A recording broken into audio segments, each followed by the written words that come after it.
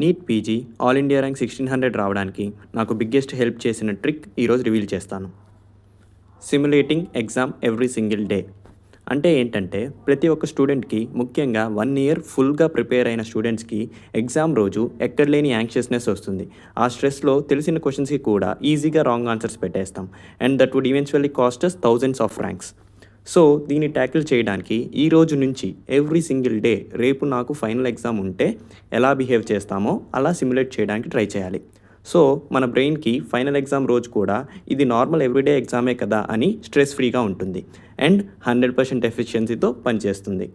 One more thing ఏంటంటే, మనకి exam morning 9 AM to 12:30 PM ఉంటుంది కాబట్టి ఈ రోజు నుంచి ఎవ్రీ డే మార్నింగ్ అదే టైమింగ్స్కి స్టడీ టేబుల్లో కూర్చొని 3.5 hours అతి చిన్న డిస్ట్రాక్షన్ కూడా లేకుండా, వాష్రూమ్స్కి కూడా వెళ్లకుండా 100% కాన్సన్ట్రేషన్తో ఉండేలా ట్రైన్ అవ్వడానికి ట్రై చేయాలి.